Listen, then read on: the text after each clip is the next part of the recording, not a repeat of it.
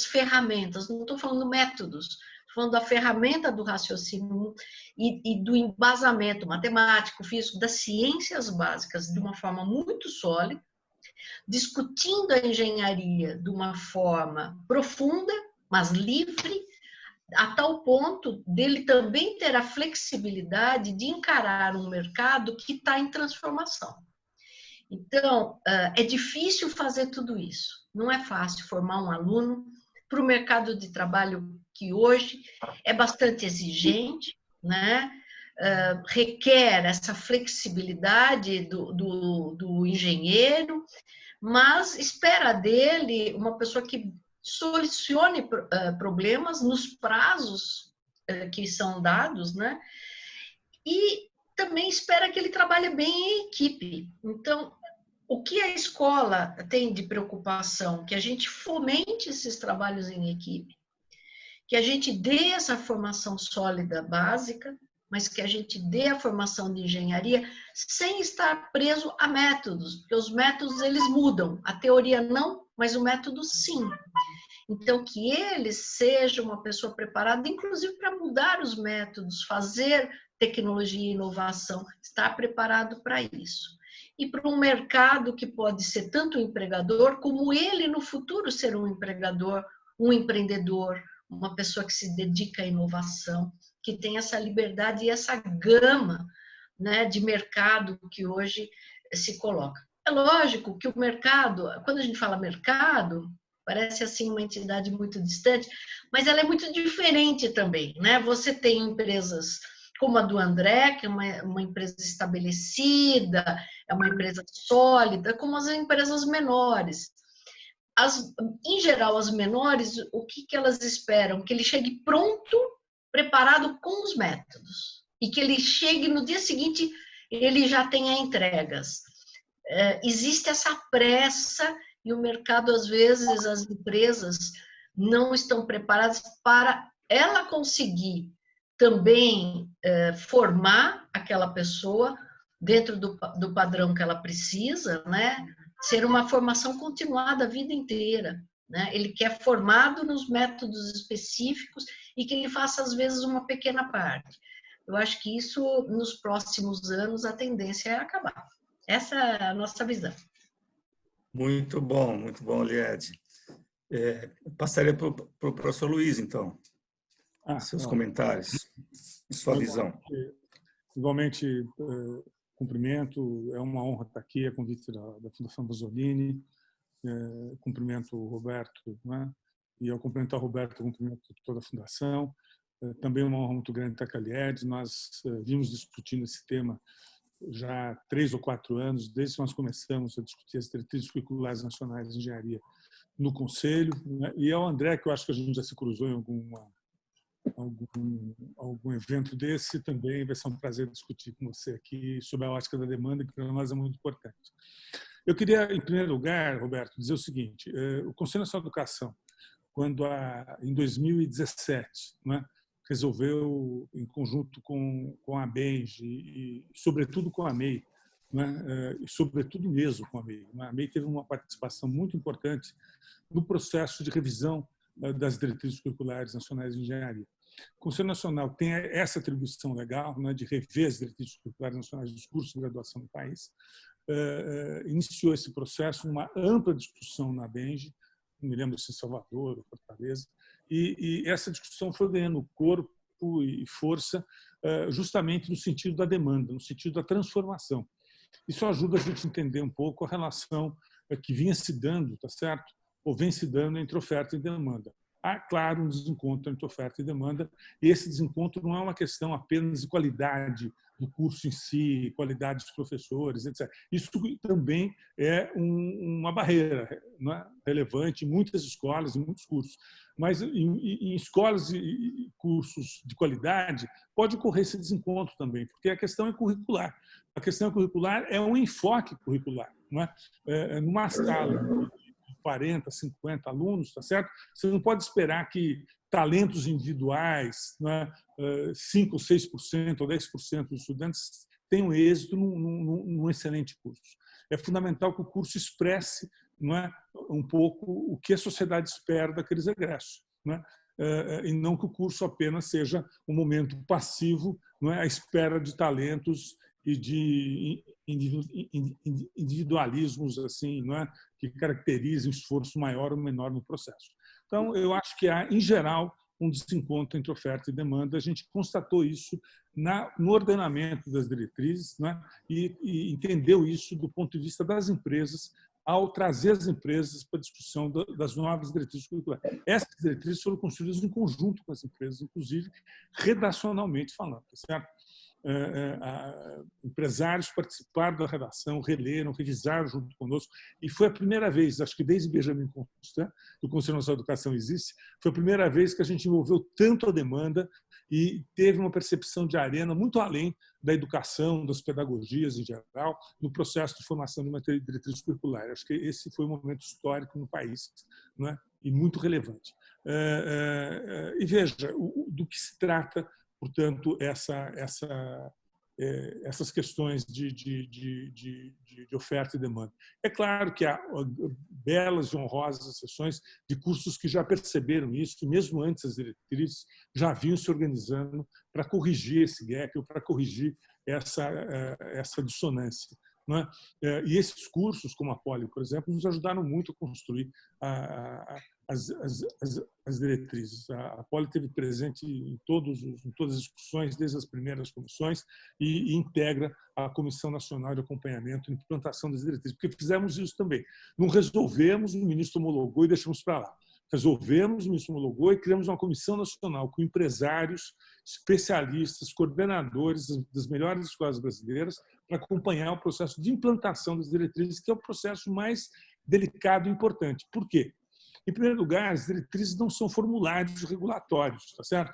Não é um formulário ao qual você olha, bom, vou preencher, tem que ter tantos docentes assim, então, as disciplinas... Não é isso. As diretrizes é um complexo, não é, digamos assim, de ordenamento no processo formativo, que leva em consideração áreas de fronteira, obviamente, fortalecimento das áreas básicas, mas, sobretudo, leva em consideração a organização mesmo curricular. Isso que é importante, a organização mesmo curricular. Eu vou dizer, se me permite, eu vou dizer um pouquinho sobre isso agora, para a gente aproveitar essa pergunta. Luiz, só, se você me permite, a minha segunda pergunta é exatamente sobre as diretrizes. Então, se você... Vou tentar dar uma fechada aqui. Isso, legal. Então, tá. Então, veja, essa dissonância, para a gente ficar na sua questão, tá certo?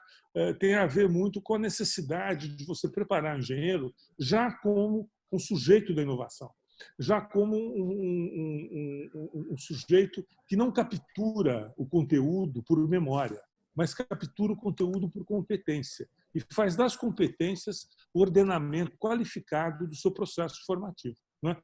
Ao fazer isso, há toda uma interação com práticas, há toda uma interação com a própria empresa durante todo o curso, não precisa ser só estágio, onde novos conteúdos são elaborados e vinculados a essas competências. E onde, sobretudo, não é, digamos assim, há uma visualização adequada da conjuntura, não é, pelo próprio formando, pelo próprio estudante, capaz, então, de entender, não é, a sua participação na sociedade como egresso. Essa é uma questão muito importante e é uma questão absolutamente essencial. Não é? O egresso de um curso desse não entra em fila de emprego. O egresso de um curso desse muda a empresa para ampliar o emprego. Então, a ideia básica das diretrizes é justamente essa sua questão, é a associação entre oferta e demanda e entender os fatores dessa dissonância e, mais ainda, compreender que muitas vezes os fatores não são vinculados à qualidade de docentes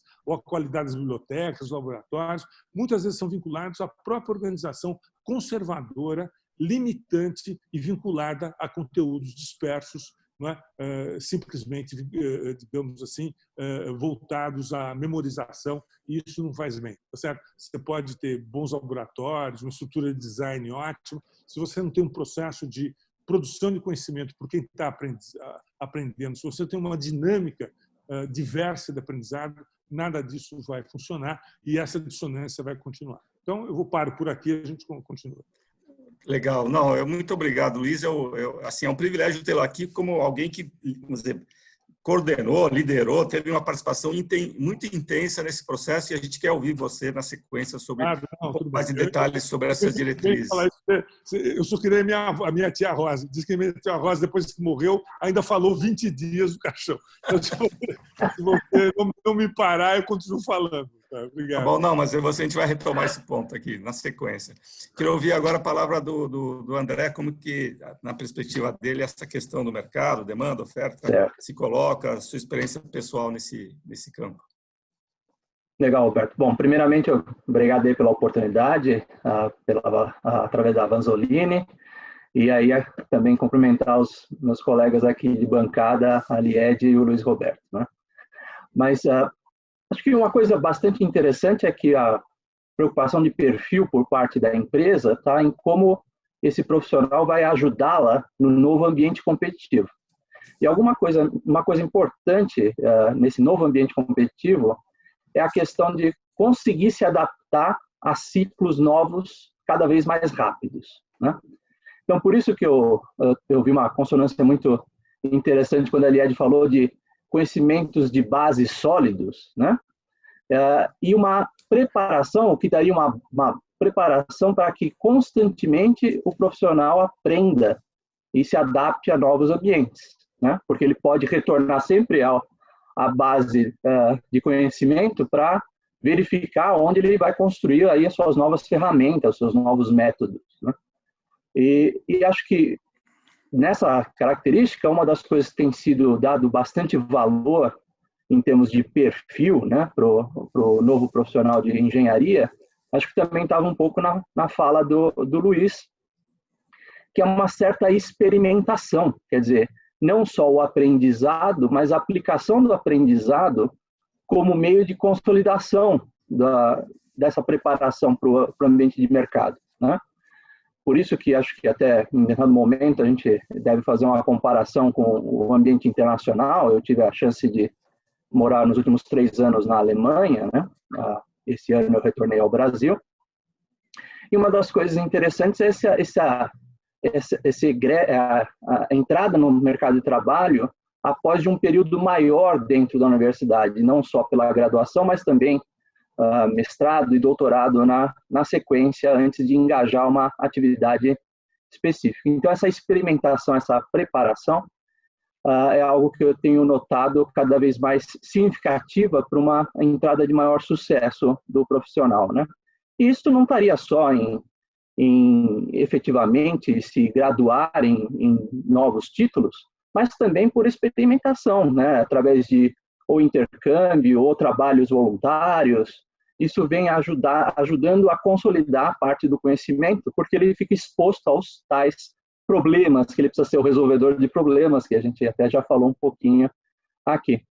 Então, acho que são temas agilidade e resolução de problemas, em especial nessa perspectiva, esse olhar mais empreendedor, não só para empreendimentos em que ele pretende abrir um negócio, mas também nos chamados intraempreendedores, quer dizer, aqueles que vão ajudar a transformar o ambiente da empresa para se tornar cada vez mais competitiva num ambiente mais dinâmico. Então, mesmo a minha experiência sempre foi em pesquisa e desenvolvimento dentro da MAHLE Metal Leve, mas eu tenho percebido as diferentes interações com outras empresas que a atividade de desenvolvimento não está mais restrita ao ambiente de P&D, ela é constante em todos os departamentos da empresa, né?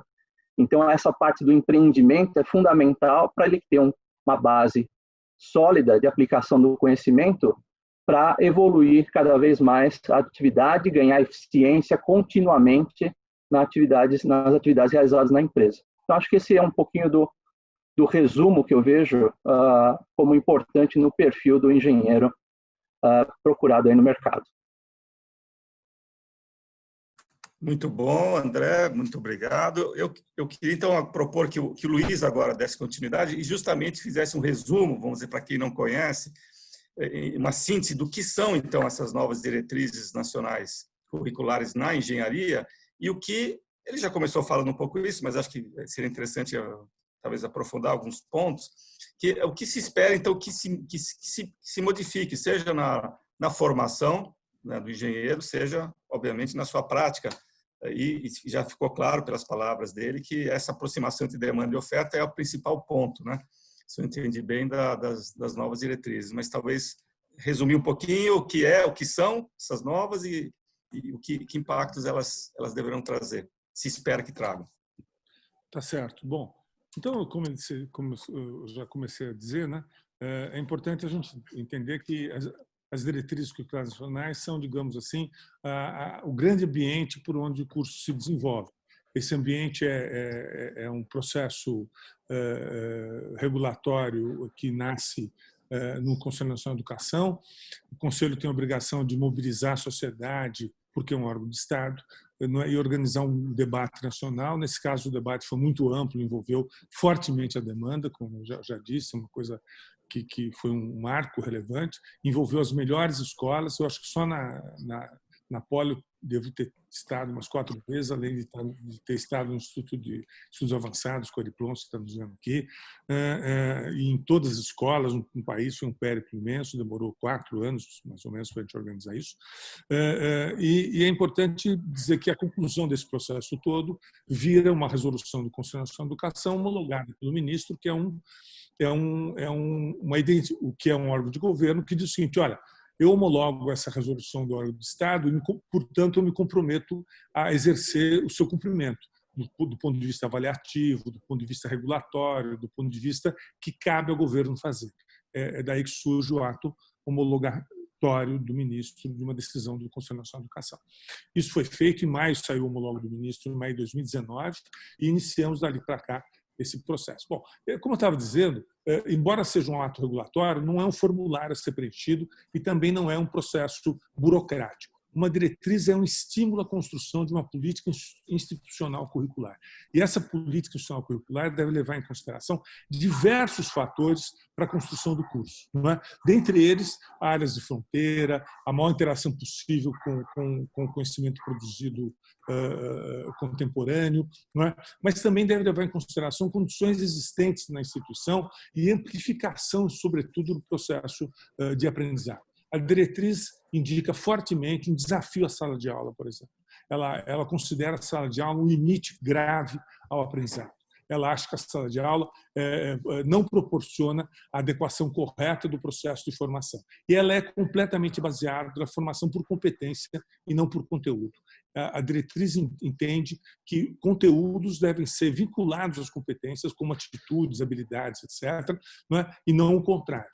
Portanto, a rota da formação é a rota por competência. A rota por competência indica que o conjunto de conteúdos vão ser melhor organizados e fixados no processo de formação e de visualização do próprio estudante, não é? Da sua formação geral, não é? E visualização futura, inclusive, do seu trabalho como engenheiro. Agora, ou engenheira, é importante a gente identificar que a diretriz também destaca caminhos relevantes, como ampliação das práticas. Não é? É pelas práticas que os estudantes, até os professores, ampliam sua interação com o ambiente profissional, com as empresas, com os desafios contemporâneos das empresas, e esse diálogo cotidianamente integra a formação dos estudantes, sem precisar a gente ter um gap entre o primeiro e o 5º ano, ou o primeiro e o 4º ano do estudante, para que ele perceba o que mudou nesses 4 anos. Não, um curso deve atualizar completamente, periodicamente, os estudantes por meio de práticas. Práticas para quê? Práticas para a produção de conteúdo disciplinar mesmo. E esses conteúdos se fixarem nas competências. Né? O estágio, inclusive, é um processo de aprendizado. O estágio não é um teste prático do que ele aprendeu na teoria. É um processo de aprendizado prático. É um processo de aprendizado prático que produz os conteúdos. Esses conteúdos são integrados com a empresa, são integrados com o ambiente profissional e surgem, partem e dialogam com demandas. Isso que é muito importante, não é? Associarmos essa visão da teoria com a prática, mas a partir, não é, de requisitos organizativos da empresa, de requisitos de competitividade da empresa no processo econômico e de requisitos inovadores, que são os principais requisitos no processo hoje de produção. Então, como eu disse, a inovação pode se dar na empresa, mas ela não começa na empresa, ela começa no processo de formação. Quem inova é o agente de inovação, é o egresso do curso de engenharia, né? E um bom curso de engenharia, e a diretriz também indica isso, não é? Deve ter uma forte interação com a pesquisa, deve ter uma forte interação com a extensão. Se eu tenho um curso de engenharia com um grupo forte de pesquisa, de pós-graduação em estrito senso, ele deve participar da formação fortemente, não é? Por meio de sala de aula, não, por meio de outras atividades de aprendizado, não é? De outras atividades de oferta de conteúdos vinculados às competências, não é? Capazes de estimular o pesquisador, o docente, não é? a efetivar, não é? A sua participação na formação. O pesquisador 1A do CNPq está presente no processo de formação, não é? No primeiro, no segundo, no terceiro ano. Isso é fundamental. Ninguém consegue arrastar um 1A do CNPq para dentro de uma sala de aula, sabendo ele que a sala de aula é pré-burocratizada, é pré-formulada, os conteúdos são pré-definidos, o planejamento é pré-determinado. Não é? Isso é muito importante para a gente ter uma dimensão do espaço de aprendizado que as novas diretrizes cultivam dentro dos cursos. E por isso que eu disse desde o início que se trata de uma política institucional curricular. A instituição tem que fazer uma política, uma nova política curricular, porque ela tem que dialogar de forma diferenciada com a pesquisa e com o pesquisador, ela tem que dialogar de forma diferenciada com as atividades extensionistas, ela tem que curricularizar a extensão e pesquisa, portanto, ela tem que desafiar a sala de aula e ela tem que identificar espaços adequados, não é? Para a interação mais profunda possível entre docentes e discentes. A mediação tecnológica no processo de formação presencial mesmo é também lembrada na diretriz como instrumento metodológico ativo e relevante. Não é? Por exemplo, um aluno do curso noturno, Roberto, que viaja para chegar na sala de aula, não é? E que, obviamente, tem 4 horas e meia dentro da escola, dentro da sala de aula, que horas que ele aprende? Ele não aprende na escola. E depois ele trabalha. Que horas que ele faz atividade prática? Ele não consegue. Que horas que ele lê, que ele escreve, que ele interage com os colegas e que horas que ele aproveita o professor? O professor não é um transportador de conteúdo para a memória do estudante. O professor é um agente transformador, não é, do estudante no processo de transformação, de formação por competência. Isso é muito importante, não é? E muitas vezes o aluno noturno precisa de um suporte tecnológico para conseguir aprender presencialmente, não é? Para ter, digamos assim, espaços, não é? Inclusive que levem ele a contatos não presenciais, não é? Com ambientes de trabalho, com ambientes de produção, para que ele consiga visualizar e vivenciar isso também, não é? Da forma que ele pode fazer. Então, eu acho que tudo isso depende de uma grande articulação de uma política, o processo avaliativo, a interdisciplinaridade, não é? O acolhimento. Você sabe muito bem, 22% dos egressos do ensino médio público chegam à educação superior. 22%. 9% sabe matemática adequadamente no terceiro ano do ensino médio, não é? E 17% língua portuguesa. Então, veja, é necessário um acolhimento, não é, para se entender a inclusão desses egressos do ensino médio público nesse processo.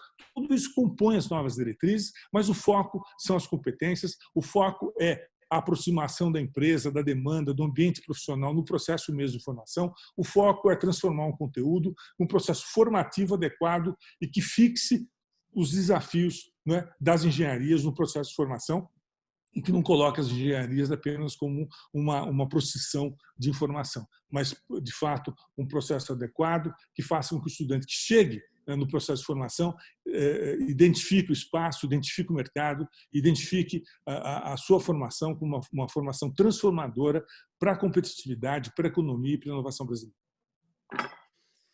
Muito bom, muito pertinente o seu resumo em relação ao que são as DNCs. Obrigado, Luiz. Eu queria passar a palavra para a Liede, para que ela comente como ela quiser, talvez os desafios para a implementação dessas diretrizes da Poli, como é que isso está sendo pensado, mas a palavra é sua, aborde como quiser a questão. Tá bem, obrigada, Roberto. Eu queria cumprimentar as pessoas que estão também assistindo, e tem o professor Cardoso, que foi nosso diretor, o professor Aquiles, que foi uma das pessoas que mais apoiou as DCNs, participou ativamente, é autor, inclusive, de um livro conjunto, reunido aí pela Benji. Então, vou cumprimentar Sara presente, todos que estão presentes. Bom, se a gente for discutir tudo que a gente gostaria de falar sobre as DCNs, a gente ficaria horas aqui, né? Porque as DCNs são diretrizes, né? Ou seja, não é uma camisa de forças, né? Ela é ali diretriz, ela te norteia para o caminho que ela acha que é o melhor para a formação de um engenheiro, né? Então, como o Cury disse, ela está preocupada com as competências e não em si com conteúdos exatamente ali que tem que ser reproduzidos. O interessante é que ela fala muito dos conhecimentos fundamentais, básicos, ela também coloca isso como uma necessidade, né? Aquelas disciplinas profissionalizantes, ou seja, aproximando realmente ao mercado de trabalho, né? E ela coloca ali explicitamente também as atividades práticas e laboratoriais que precisa ter, ou seja, essa prática da engenharia, trazer para os cursos, mas de uma forma mais livre, podendo uma escola, por exemplo, optar por aprendizado ativo, ou seja, escolher outras formas que não é a lousa, o giz, o professor e os alunos sentados. Então, ela dá abertura para que as escolas repensem essa forma de ensinamento, o que é muito bom, e ela coloca claramente as atividades extracurriculares como importantes, ela dá importância para isso.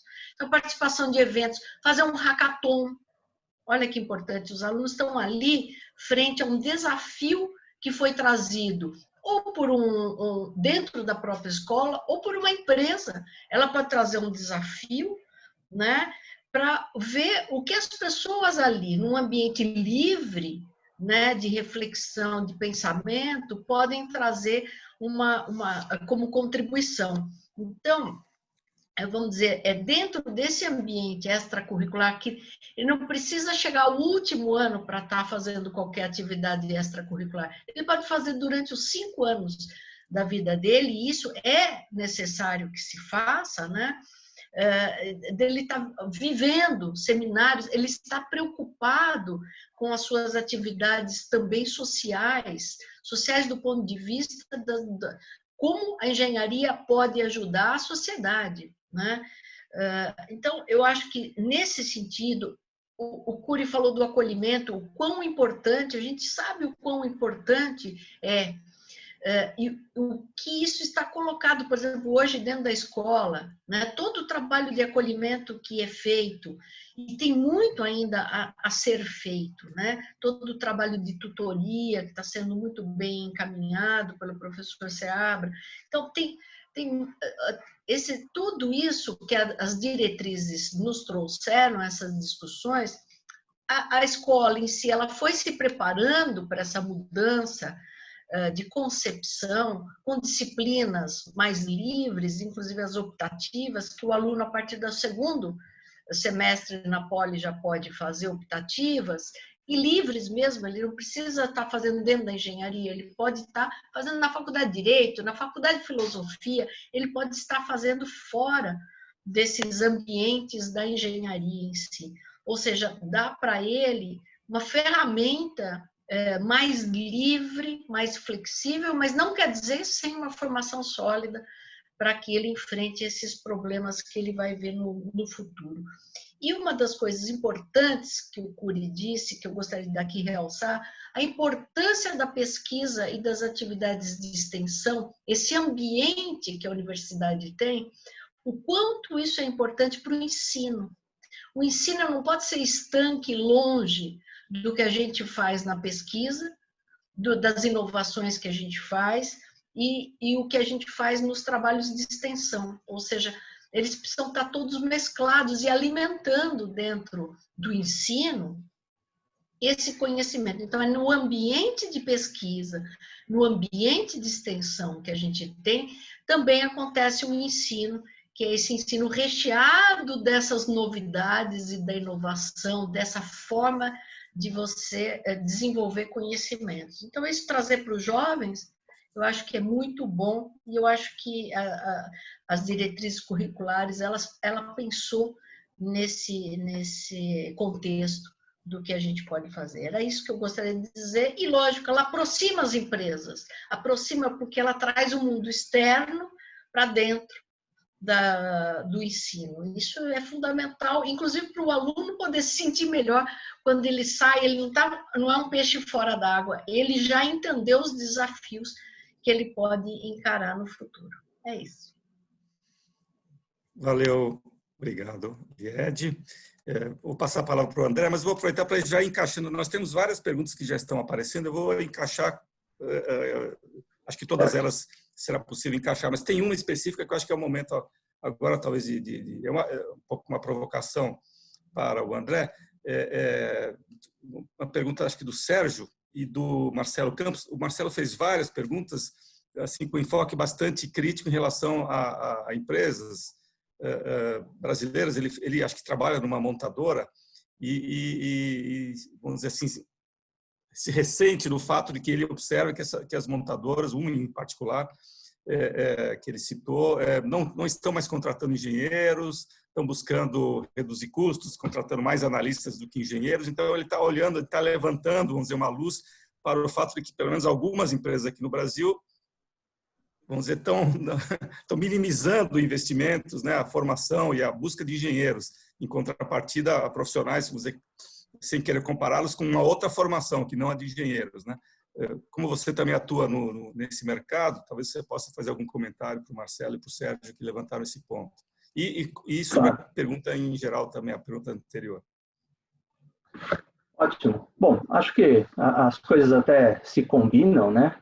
De um lado, a formação de engenharia com um ambiente mais dinâmico de aprendizado, né? Acho que essa é uma das partes da diretriz, assim como essa parte de exposição à interação ou de desafios da sociedade ou de interação com empresas, realizando a prática do conhecimento, né? Isso sempre eu vejo com bons olhos, até nas dinâmicas mais conhecidas, como as competições de Baja ou as atividades de iniciação científica. Eu fiz iniciação científica, ou os próprios estágios. Eu comecei o trabalho na Metal Leve como estagiário, né? Na Mali Metal Leve. Então, acho que essa exposição e prática do conhecimento é um ponto fundamental que eu vi realçado na diretriz e achei muito importante, né? Obviamente que, se a gente puder chamar essa parte de consumo do profissional engenheiro, né, é muito também reflexo do ambiente de negócio como um todo, né? Infelizmente, no ambiente automotivo houve uma construção muito grande de capacidade produtiva no Brasil, né? Lá mais ou menos entre 2013 e 2014, na expectativa de um crescimento econômico que realmente possibilitasse alguma coisa como quase 4 milhões de veículos ao ano, né? E isso, infelizmente, desde 2015, caiu para um ambiente muito parecido em termos de 2 milhões e 200 veículos. E você acabou, então, ficando com uma capacidade ociosa muito grande, né?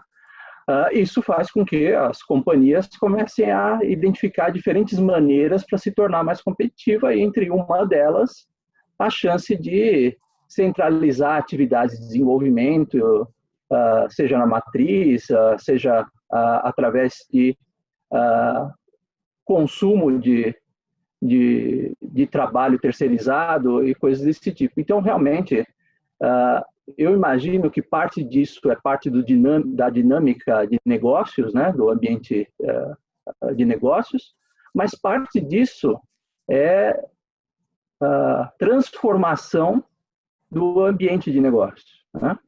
Então, ao mesmo tempo que você tem algumas áreas reduzindo significativamente, porque elas talvez sejam mais entendidas como commodities, talvez colocando desse tipo, você vê áreas em que você não consegue dar vazão à composição de profissionais.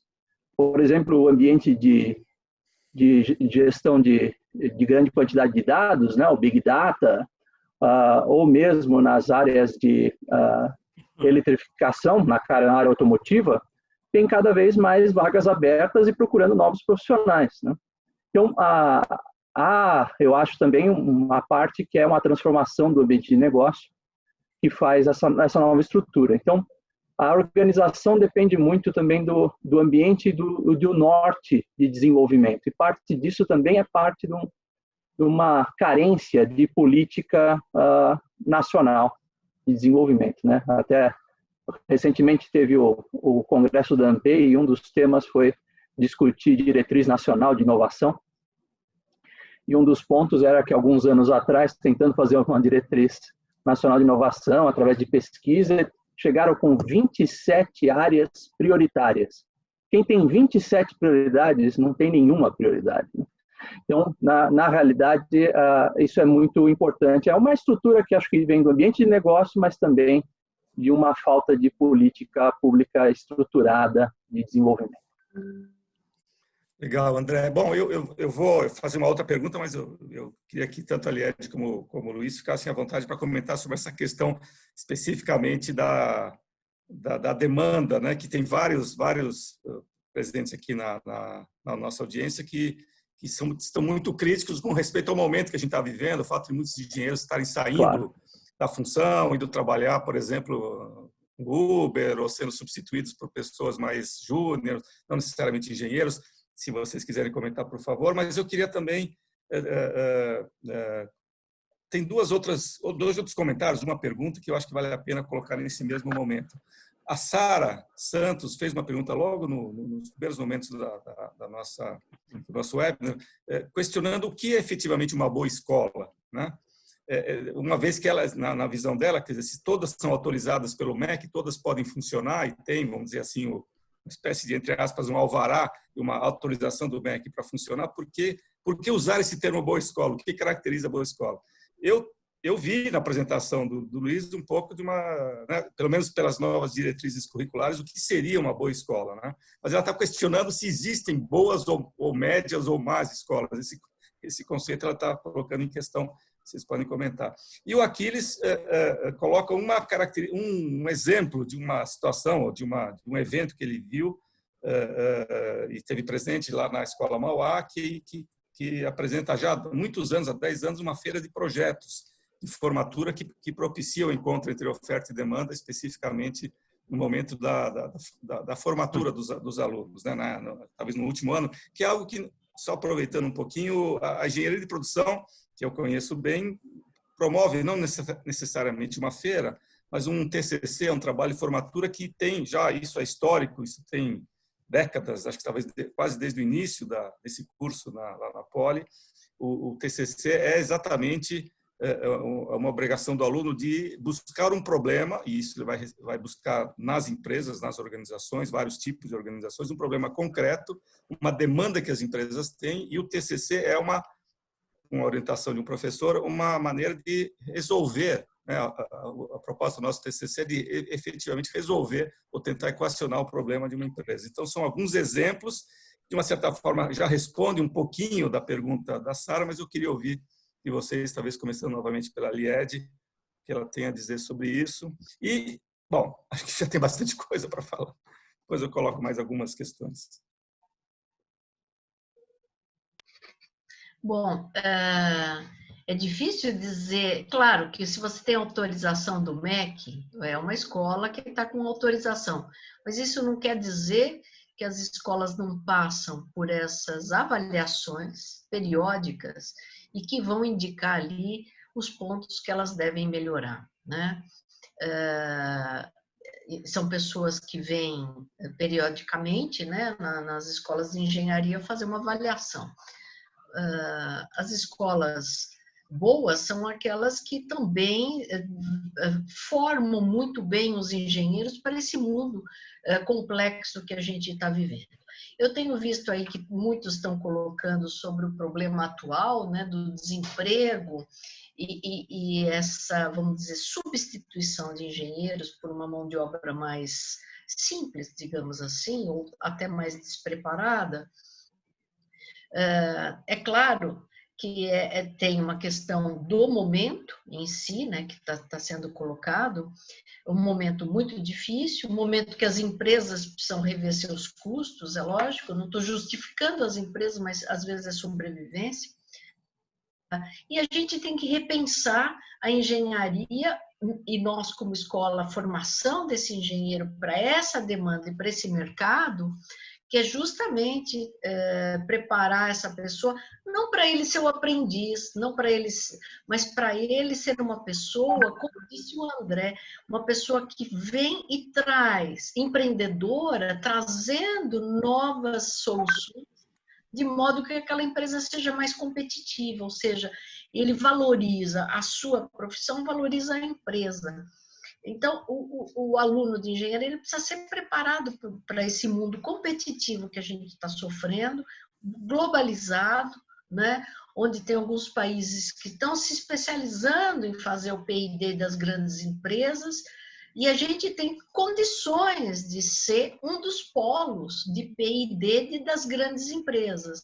A gente precisa ter não só a formação boa dos engenheiros, que no Brasil há boa formação de engenheiros, mas também um Estado que dê essa sustentação de segurança para que as empresas grandes estabeleçam no Brasil os seus polos de P&D, ou um dos seus polos de P&D. Isso é possível, mas precisa ter a segurança, e essa vem das instituições. O primeiro pilar de competitividade do Fórum Econômico Mundial, quando faz o estudo da competitividade dos países, o primeiro pilar são as instituições. Elas são importantíssimas para poder dar essa sustentação para as empresas poderem ter, por exemplo, a área de P&D. Não é só ser benemérito, não é isso. É valorizar que P&D vai gerar inovação, economia, melhores produtos. A gente precisa, no Brasil, também mudar a cultura, né? É uma cultura no Brasil que precisa ser mudada. Essa é uma reflexão que eu estou fazendo sobre essas questões que foram colocadas. Luiz, a palavra é sua. Legal, obrigado. Eu queria dizer que, desde o início, a minha fala leva em consideração a da Lied e do André, com as quais eu concordo, tá certo? Por isso não as repito, né? Como agora a da Lied. Eu queria comentar a questão da Sara, né? Sim. Sara, veja, Sara, o Brasil detém talvez um dos mais complexos processos de avaliação em relação aos países do mundo. Nós fazemos avaliação desde os anos 90, sistematicamente, desde a nova LDB em 96, submetendo a regulação, aprovação, etc., à avaliação. Não é? Até 96 isso não acontecia no país e o processo de expansão se dava por outros fatores, motivos, ordenamentos. Então, é um ganho muito grande o processo de avaliação e regulação do brasileiro, não é? E é importante que a gente valorize e saiba conhecer. Mas também é importante que a gente posicione esse processo daqui para frente e na transformação, não é? Que o conhecimento vem causando e no impacto da competitividade do conhecimento. Regular e avaliar o que o MEC faz em relação a aprovar tem um impacto muito grande, como você mesma disse. Não é? É um ato social de imensa repercussão. Não é? No entanto, o processo avaliativo e regulatório continua, como foi organizado, muito mais preocupado em salvaguardar a sociedade de instituições ruins ou de maus feitos, tá certo? Do que propriamente estimular as instituições a um desenvolvimento mais amplo, mais adequado, mais cognato com os desafios brasileiros ou com a conjuntura brasileira contemporânea. Né? Eu me incluo nessa crítica porque o Conselho Nacional de Educação participa do processo de regulação e de avaliação, depende de parecer do CNE, a continuidade de um curso, a abertura de instituições, esse é um ato deliberativo do Conselho para o Ministério. Portanto, essa crítica vale também para o Conselho. Eu queria dizer para você que é importante que a avaliação continue, mas também na perspectiva de não limitar, de não dizer que a instituição tem um mínimo para continuar, mas informando a instituição dos seus desafios, estimulando as instituições às suas transformações, não é? Indicando às instituições que o que importa para elas não é ter um compromisso com o MEC, não é? com a avaliação do INEP ou com o órgão de regulação do MEC. Não, o importante para a instituição é ter um compromisso com a sociedade, com a transformação, é se rebelar contra a conservação. Isso é importante para a instituição. E, nesse ponto, ainda não chegamos no processo avaliativo. E precisamos chegar. Mas é importante que a instituição vá também sozinha, caminhe sozinha. Um bom processo avaliativo não consegue diferenciar um curso da Poli no curso do FMG ou do curso de uma outra faculdade, nem universidade precisa ser, porque todas atingem um bom, digamos assim, um bom conceito nas suas dimensões avaliadas.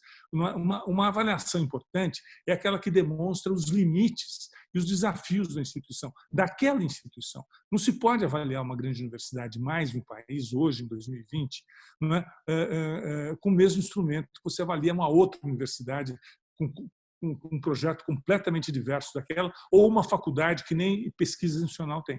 É importante que nós também aprendamos, o Conselho de Educação e os órgãos que fazem a avaliação, estamos discutindo isso, estamos avançando nisso, isso é um consenso entre nós, entre o Ministério, o INEP, o CNE, no sentido de avaliar a própria avaliação e avançarmos nessa direção. A avaliação produz um conceito básico, dizendo, olha, essa instituição não faz mal para a sociedade, mas a gente não quer isso. A gente quer a instituição que faça muito bem para a sociedade, que transforme a sociedade, que avance.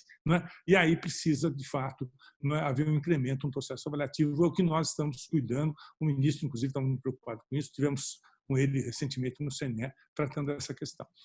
Por outro lado, tem que haver uma dinâmica entre as empresas e a sua perspectiva de planejamento e inovação.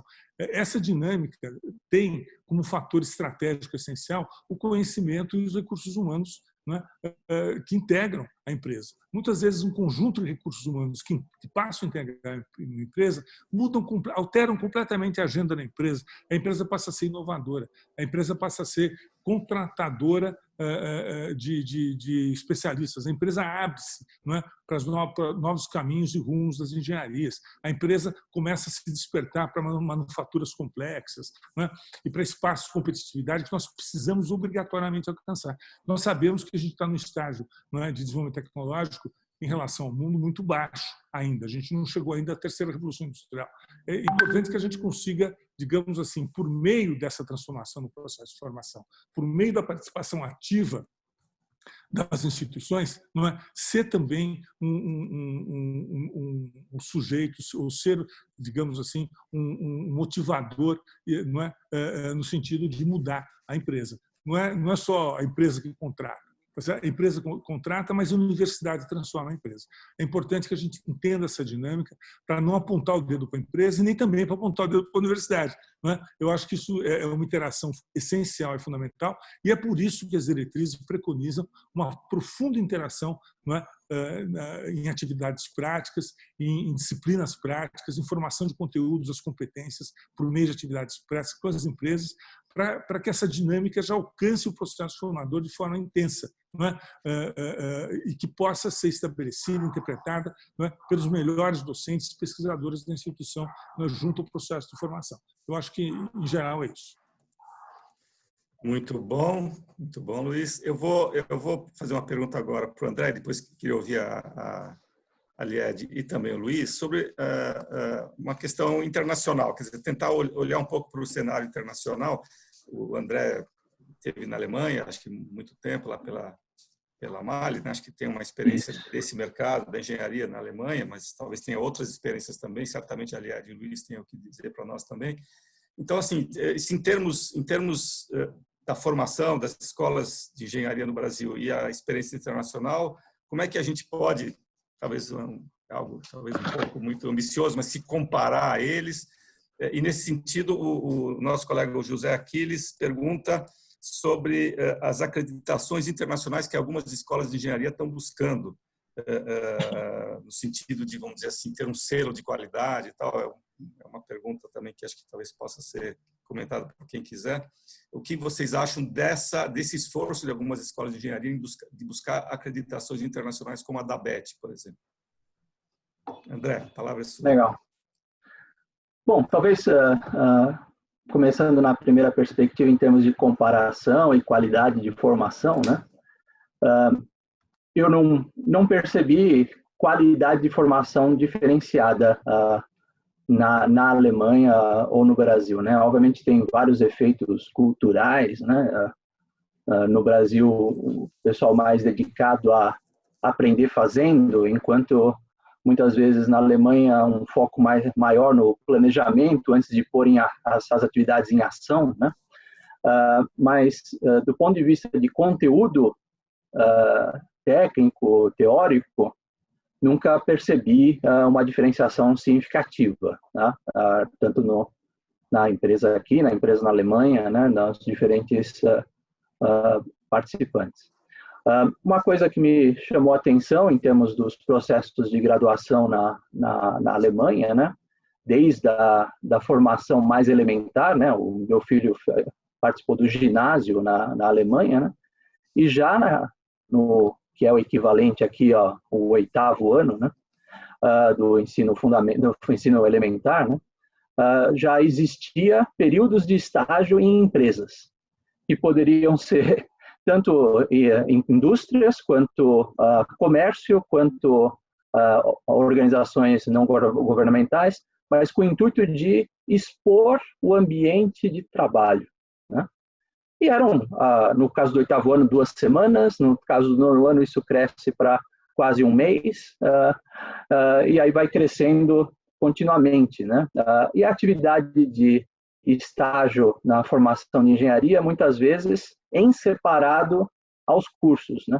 Então, muitas vezes você permite um translado maior do graduando, né, de uma cidade para outra, em termos de realizar um estágio, muitas vezes estágios de 6 meses, como duração, de 3 a 6 meses, né?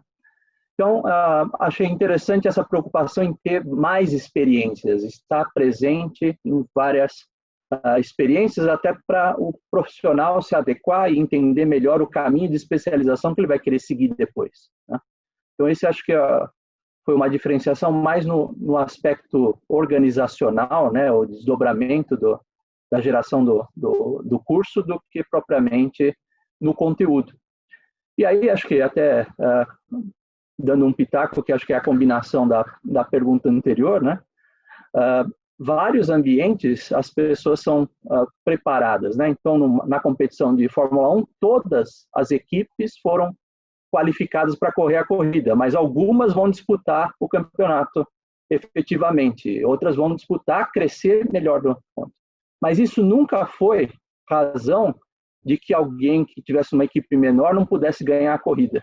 Já vi profissionais significativamente de alta qualidade que não vieram de escolas tão renomadas. Então, acho que esse é um ponto que não define as pessoas, mas que é um ponto definitivamente de partida importante. Então, se expor a experiências é uma maneira de ir ganhando e complementando o ensino, né? E o ensino, então, não para na universidade também, que acho que é outra coisa importante, né? É essa capacidade de aprender continuamente e se requalificar e se transformar frente ao ambiente de trabalho, que também se transforma mais rapidamente hoje em dia. Muito bom, André. Lied, queremos te ouvir. Ótimo, obrigada. Muito a dizer, né? Eu acho que é difícil a gente fazer uma comparação. Estamos comparando o quê, né? O André falou muito bem sobre a questão cultural. As culturas são muito diversas, né?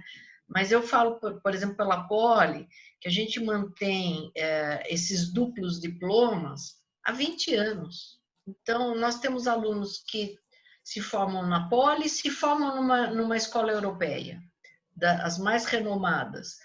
A gente tem esse duplo diploma porque os alunos têm condição, e nenhum aluno vai lá e faz feio, ou seja, os alunos têm condição de estar nas melhores escolas europeias e poderem ainda ter o diploma europeu de engenheiro.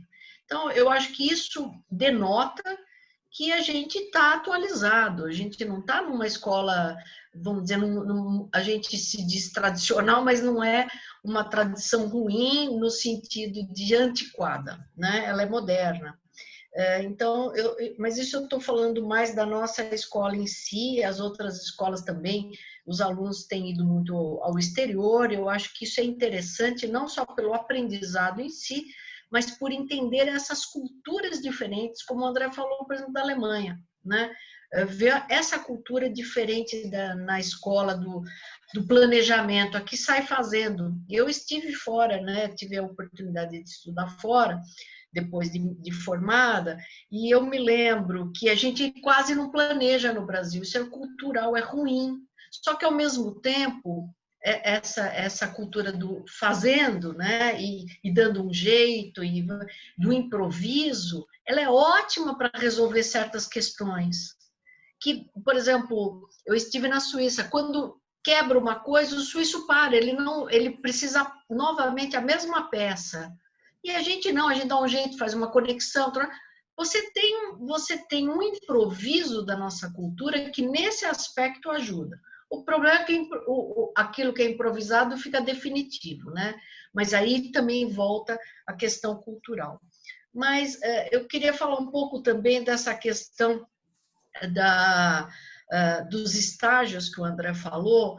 Nós temos 2 cursos na Poli, tanto a engenharia de computação como a engenharia química, que são cursos quadrimestrais, ou seja, o aluno fica um quadrimestre na escola, um quadrimestre na empresa, um quadrimestre na escola e assim sucessivamente.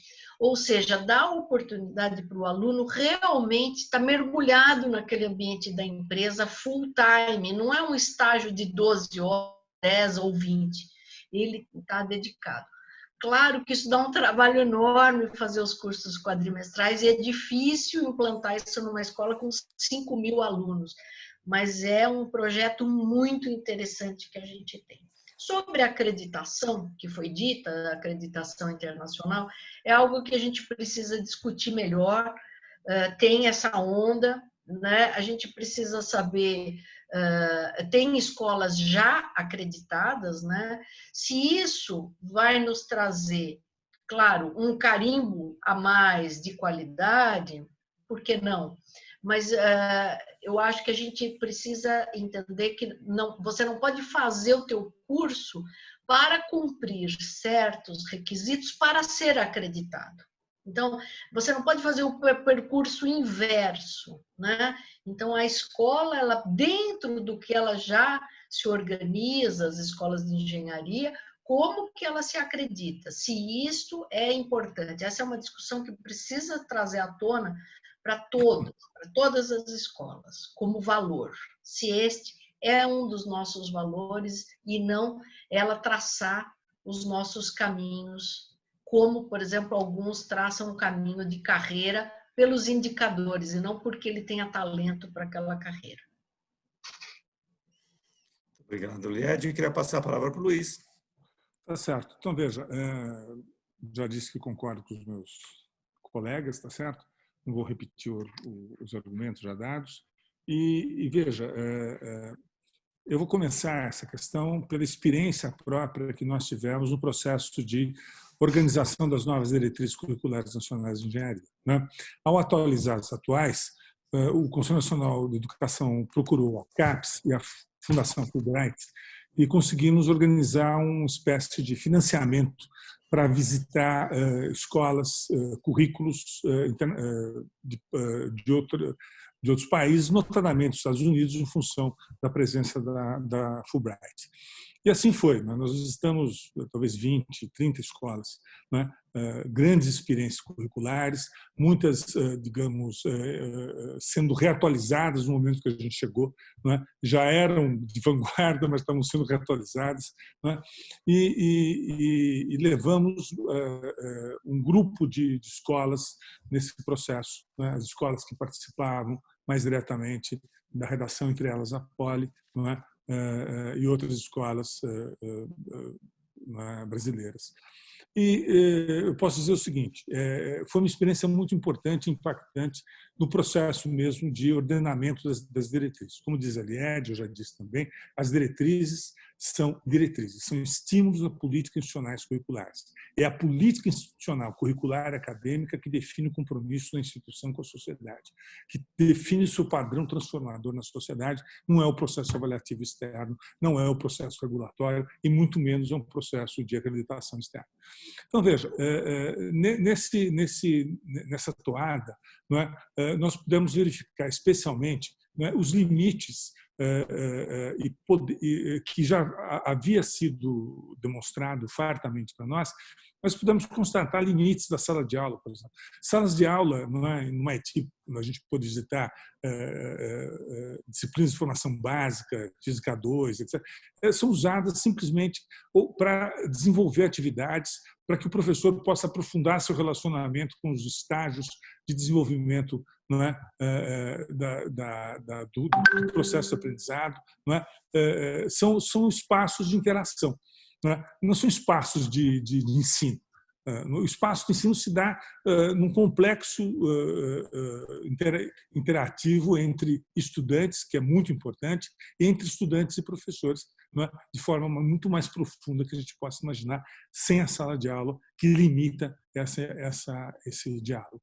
Portanto, pudemos constatar que muitas escolas brasileiras já tinham experiências localizadas, não é, muito similares às das escolas americanas, e pudemos constatar, não é, que era muito importante que implantássemos, não é, algumas daquelas metodologias ativas e indicássemos como estímulo, como diretriz, não é, ao conjunto de escolas brasileiras. Portanto, houve uma experiência grande. Dessa experiência surgiu um programa de modernização da graduação, o PMG, que a Fulbright e a CAPES financiaram, inspirado justamente nas experiências que já começaram a se delinear à época, já haviam começado a se delinear à época sobre as novas diretrizes. Isso foi um estímulo grande também, um conjunto de 12 ou 16 escolas que puderam, digamos, ser financiadas na perspectiva de implantar novos projetos, novos programas, entre elas a POP.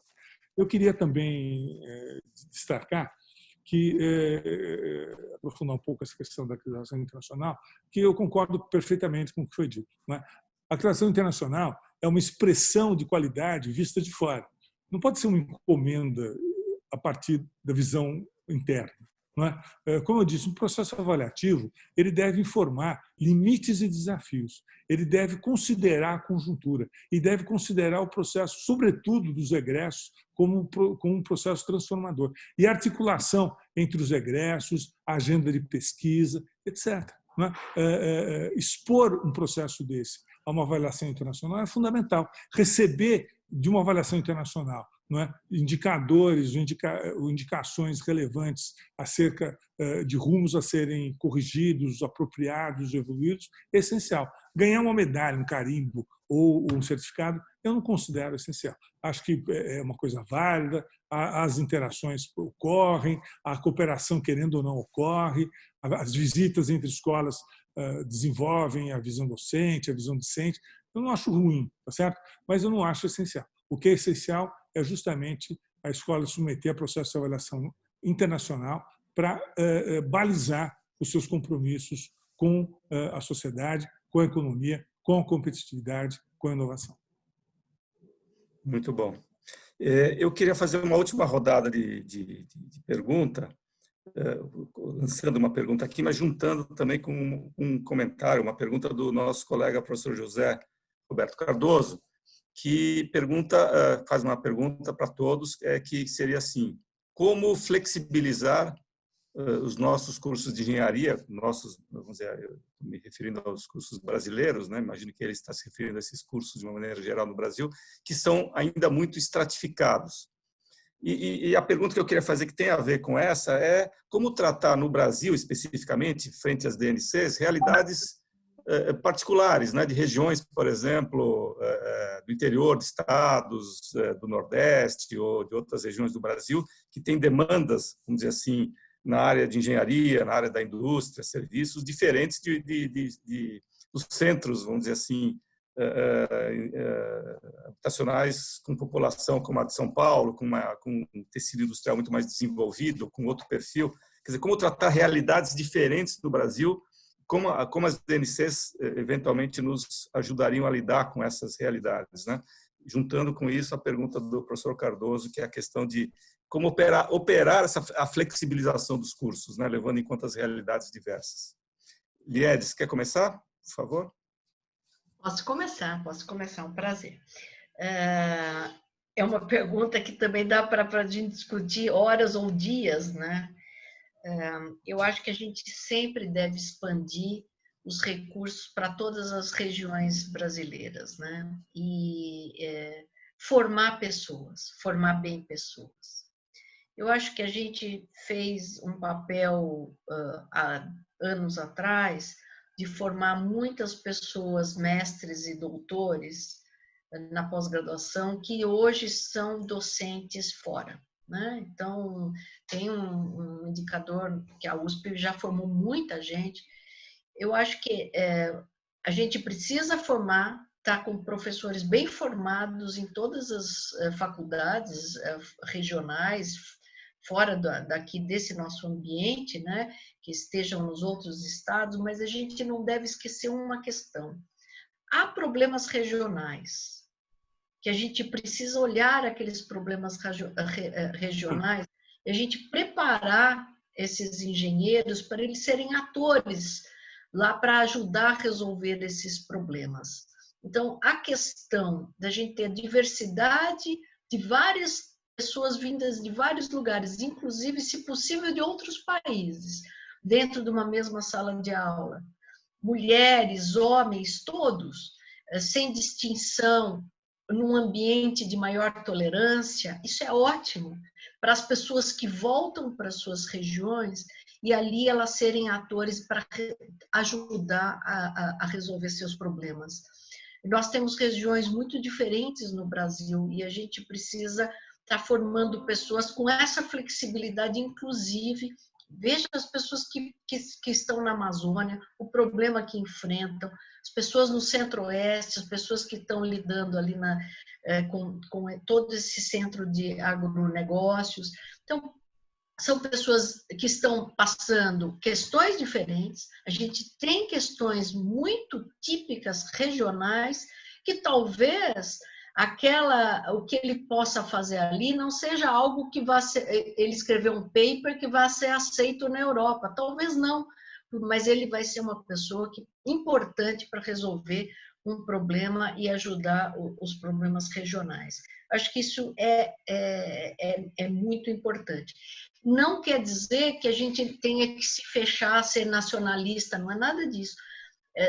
Por exemplo, você receber pessoas do exterior, a gente receber a avaliação externa, como a gente faz a cada 5 anos na USP, de receber avaliadores de outros países para olharem nossos cursos, apontarem gargalos, apontarem problemas e, inclusive, mostrar os rumos certos que a gente está seguindo, essa avaliação é interessante, essa troca de ideia.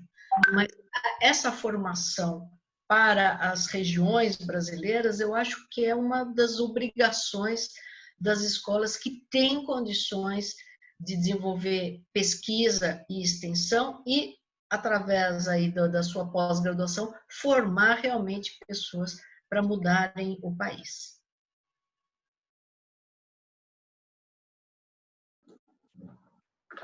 Eu agradecer a Lied e passar a palavra para o André, por favor. Bom, acho que é um tema muito difícil de ser contornado somente pelas instituições, mas acho que a proposta da Lied da participação social da instituição no seu meio, né, como uma maneira de alavancar o processo de aprendizado e alavancar ao mesmo tempo a solução dos problemas da região, deve ser uma maneira bastante interessante de fazer esse ponto. E ao mesmo tempo tem um aspecto meio cultural do qual a gente talvez precisasse trabalhar um pouco mais um incentivo de mobilidade, né, nas pessoas, porque essa é uma diferença bastante grande com os outros países, né, de que muitas vezes a pessoa sai para fazer uma faculdade no extremo oposto do país, né, e isso é o começo da atividade dela em outro lugar, e ela acaba indo para uma outra, num triângulo, né?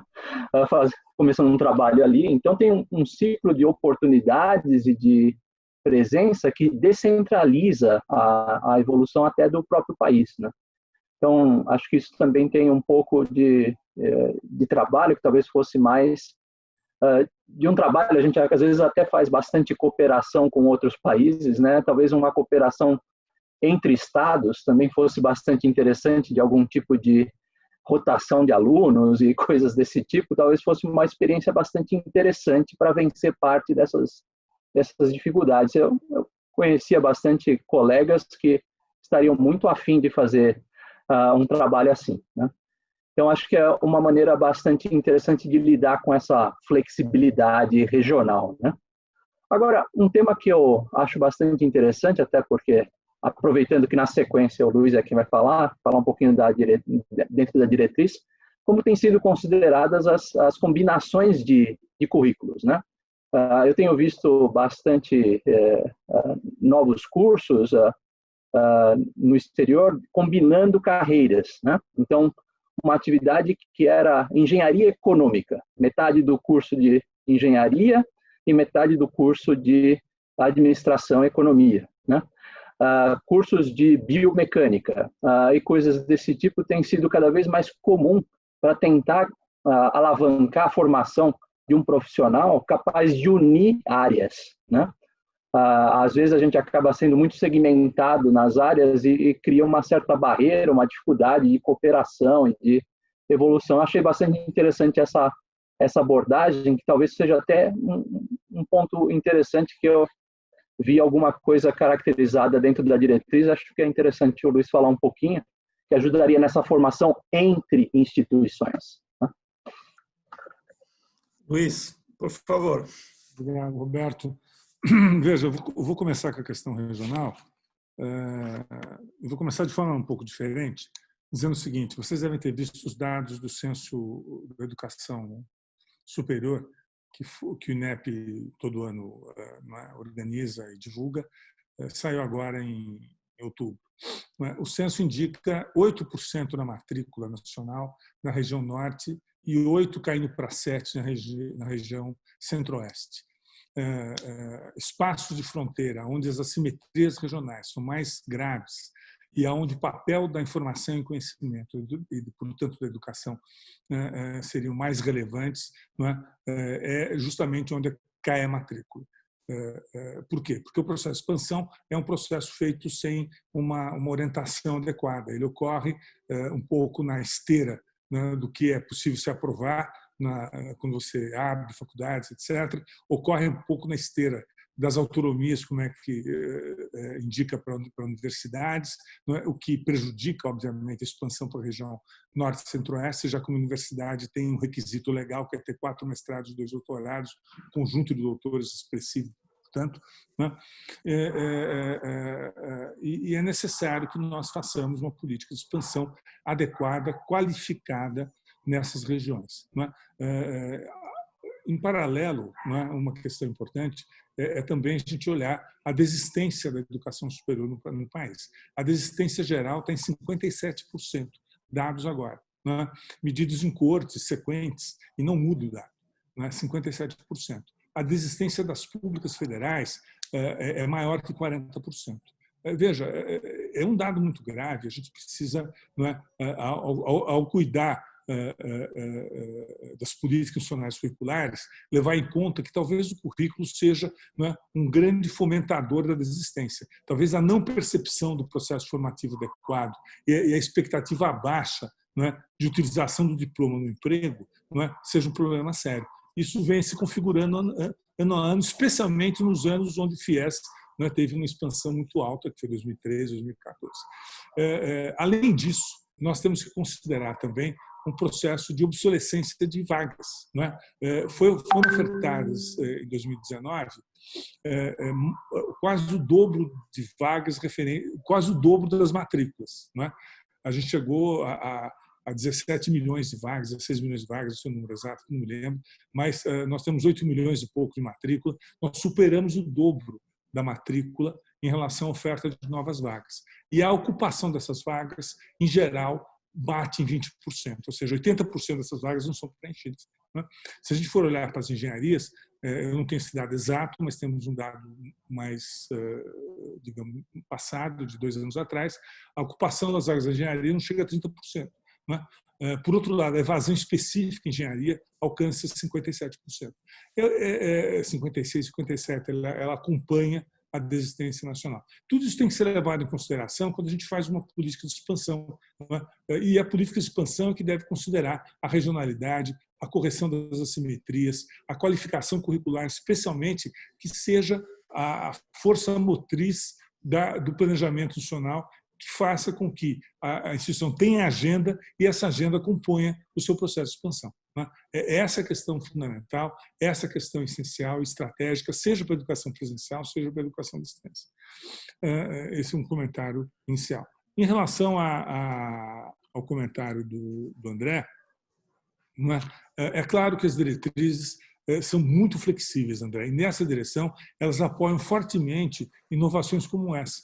Nós vimos inovações como essa em Illinois, por exemplo, engenharia médica,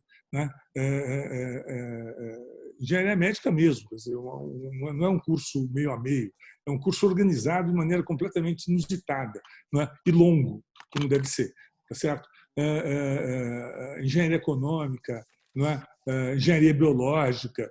É fundamental que a gente tenha espaço e flexibilidade para organizar por meio das competências. Isso é um processo de interdisciplinaridade profundo e institucionalizado. Você não faz isso, tá certo? Juntando partes. Você faz isso ordenando, de fato, adequadamente as competências e ordenando os conteúdos e as práticas focadas para novas experiências e novas expectativas. A Poli, por exemplo, tem várias grandes novas experiências no processo formativo de cursos que eu tenho certeza vão causar um impacto muito positivo quando formarem os seus egressos. Portanto, a diretriz digamos, patrocinadora de inovações como essa, ela estimula esse tipo de inovação a partir da interdisciplinaridade, a partir das competências, e, sobretudo, a partir da forte interação da escola com a empresa por meio das atividades práticas.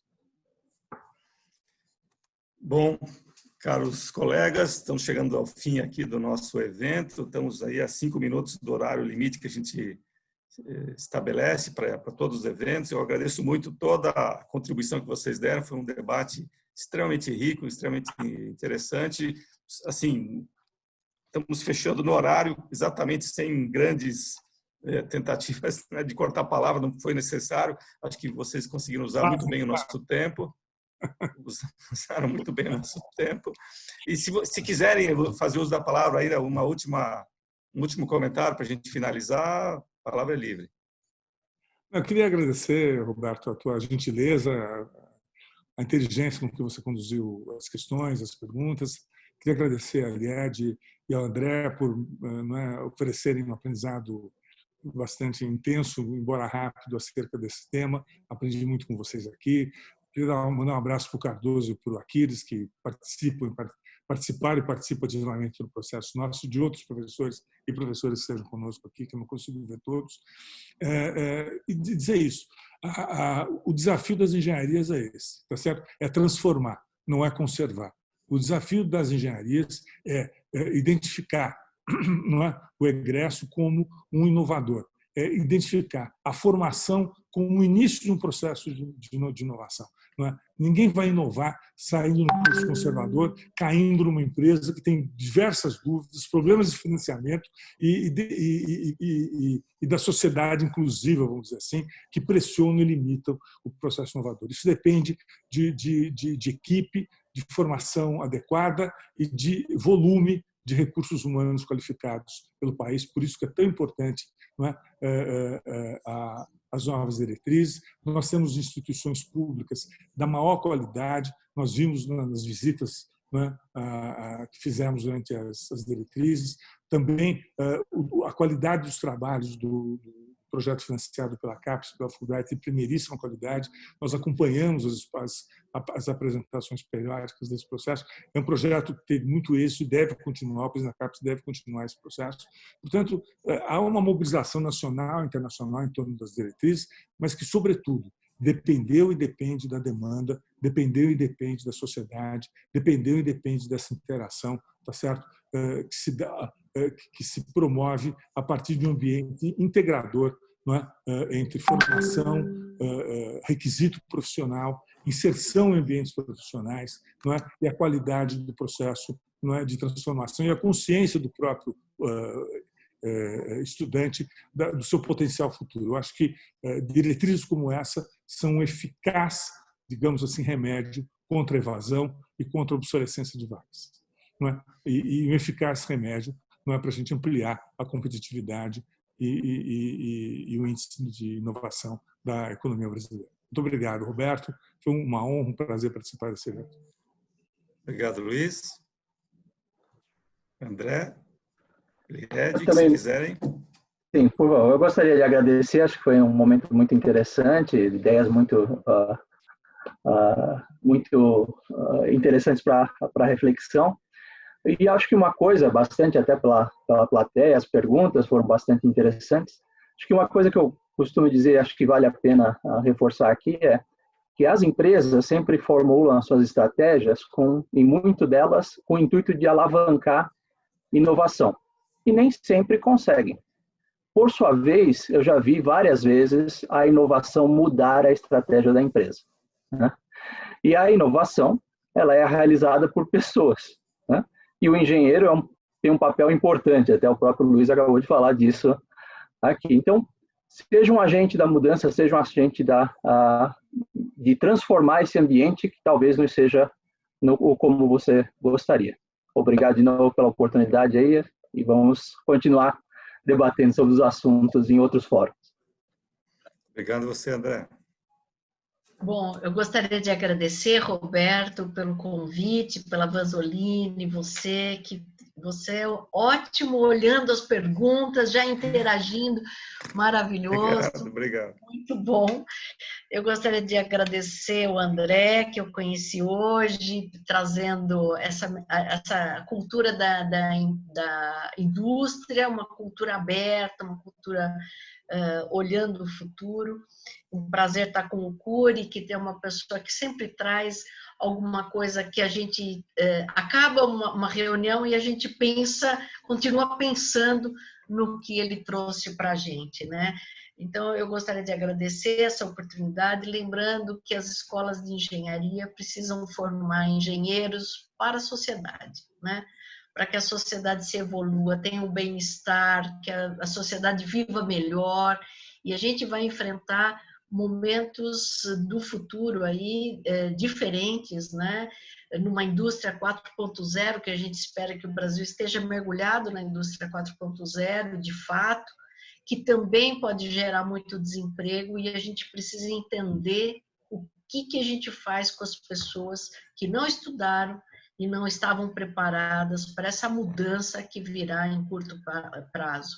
Então, qual é a engenharia que nós vamos fazer para poder inovar, inclusive levando novos empregos e novas perspectivas para aqueles que não conseguiram acompanhar a evolução tecnológica. Então, a gente tem vários desafios pela frente, mas a gente está aí para isso. E as escolas de engenharia também estão aí para isso. Então, eu agradeço essa oportunidade da gente discutir hoje um pouco sobre isso também. Obrigada. Legal. Um último agradecimento ao pessoal da retaguarda da Vanzolini, que alguns deles estão aí ainda, o Lucas, a Luísa, a Helena, que eu estou vendo aqui, são os três que nos ajudaram na organização e na operação desse evento, e dizer para vocês que em alguns dias vocês vão receber o link do YouTube, onde esse programa, esse webinar e os demais da coleção, se eu posso chamar assim, Líderes Inspiradores, estarão disponíveis, já estão os antigos, os anteriores, e agora esse também estará disponível. Uma boa noite a todos e um obrigado especial, André, Luiz e Lied. Obrigado, Roberto. Até mais. Boa noite. Boa noite. Boa noite. Luiz, Lied.